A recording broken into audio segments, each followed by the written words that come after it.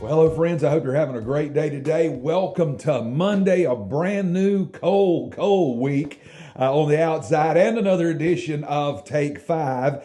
We're following up from last week. Now, this was Sunday. I preached part two of the message, The Succeeding Generation. And so we're still going to be talking about Elijah and Elisha this week, that relationship that they had, which really is a picture of a predecessor to a successor. And the responsibility that we see the Bible giving us in Psalm 78, when you see how the passing generation has the responsibility of passing on to the next generation and the next generation, and even a generation that's not even been born yet, this great heritage of faith. Now, what we know about every generation, regardless of how old you are and what generation you are in, every one of us is a predecessor and a successor, meaning this: we all have something that we are supposed to be passing on, and we all have something that we are supposed to receive from the generation prior to us, and then take that and utilize it, translate it into where we are, make it our own, and then turn around and pass that on to the next generation. So this is a constant cycle that perpetuates the growth of faith and of the church from generation to generation. Now, looking at Elijah and Elisha, there's such a beautiful example of this in their life when you follow it through. You find out when we begin to read the story about where they are and how this thing starts. Elijah is in a mountain range called Oreb, one of the Sinaitic mountains. He's there, and he ends up being there because he's ran here because he's afraid of Jezebel. He just performed a very miraculous feat there at Mount Carmel and killed 450 of her prophets there, the prophets of Baal, and proved that God was God supreme. She said she was going to kill him. He got afraid and he ran and hid, and he ends up there in this mountain, and God begins to talk to him in this mountain. And that's where I'm going to read these, about 8 verses before we get into this today. So he's at that mountain out there pouting and wishing to die and all of this. And the Lord said, "Go out and stand on the mountain in the presence of the Lord, for the Lord is about to pass by." Then a great and powerful wind tore the mountain apart and shattered the rocks before the Lord. And the Lord was not in the wind. After the wind, there was an earthquake, but the Lord was not in the earthquake. After the earthquake came a fire, but the Lord was not in the fire. And after the fire came a gentle whisper, a still small voice. When Elijah heard it, he pulled his cloak over his face, and he went out and stood at the mouth of the cave. And the voice said to him, God said to him, "What are you doing here, Elijah?" He knew he was out there wasting his time hiding from his assignment. Elijah said, "I've been very zealous for the Lord God Almighty. The Israelites have rejected your covenant, torn down your altars, put your prophets to death with the sword, and I'm the only one left. And now they are trying to kill me too." The Lord said to him, he had no pity for him.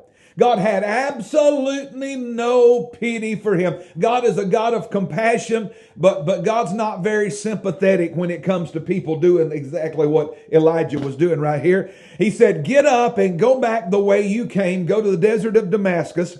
When you get there, anoint Hazael to be king over Syria, anoint Jehu to be king over Israel, and anoint Elisha to succeed you as prophet." That's where we get the title, Succeeding Generation. Anoint Elisha to succeed you as prophet. Jehu will put to death all that escaped the sword of Hazael. Elisha will put to death any who escaped the sword of Jehu. Yet I reserve 7,000. Elijah, you're not the only one. I have reserved 7,000 people in Israel, all whose knees have not bowed to Baal and whose mouth have not kissed him.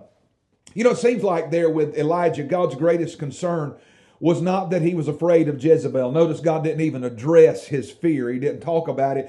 It wasn't his self-pity. It wasn't his foolish exaggeration that he was the only one left that loved God. Even though God said something to him about that, that did not seem to be God's greatest issue. It seems that God's greatest issue with Elijah was his blatant disregard for the next generation and the future of God's plan. Because Elijah had no concern for any of that. He just said, "I just want to die. There's no point. There's nobody left. Just kill me now." God thinks generationally. God doesn't think, like we do up until next week, or just think, like right now and always looking at the past like so many of us do. God thinks generationally. He never just thinks about one generation. His plan from eternity past to eternity future, however long that is, crosses many generations. And rest assured, He has considered every person in every one of those generations. And when we choose to disregard the next generation like Elijah did, we are ultimately disregarding God's plan. Because God's plan goes beyond us. It goes beyond the generation that we're in to the next. And so when we disregard the next generation, we're really disregarding God's plan. Now don't get me wrong. God's plan will not be changed and it cannot be stopped. If you don't do your part as a predecessor or a successor, believe you me, He's got somebody who will. He told Elijah, he said, I want to use you, but I've got 7,000 in reserve that I can use, but I would really like to use you there. And that was God's way of expressing, hey, this thing is not going to stop with you. One person's lack of diligence will not stop what God is doing. But I have to ask the question, why would you not want to participate in the passing down and the receiving of your generation's part of the divine eternal tapestry of God? Why would you not want to participate in God's great plan? While on the mountain, Elijah really seemed to only be concerned about himself and his generation because, I've already told you, he mentioned there, Lord, just let me die. He did not seem to be troubled at all about what happened to the spiritual life of Israel after himself. I think that's what concerns me the greatest in this series of messages, is to make sure that every generation is concerned about the spiritual life and the spiritual heritage of the next generation to come. And don't be one of those that says, hey, well, I did my part. I got my job done. I got out of the way. I made it through. Just let me get on out of here, Lord, and go on to heaven. And I don't care what happens after me. That is such a foolish notion. You'll find a lot of people will have that kind of idea when it comes to settling their estate and things like that. A lot of people won't prepare a will or prepare their estate. And I've heard people say things, it just drives me crazy. I've heard people say, well, what does that matter to me? I don't care about all that stuff, or whatever happens to all that stuff. I'm not going to be here anyway. Well, that's a bad mentality, because what you have was given to you some way or the other, and you should be responsible enough to make sure that it falls through and falls onto the hands of those that can appreciate it and those that will utilize it. And the same is true with this great heritage of faith.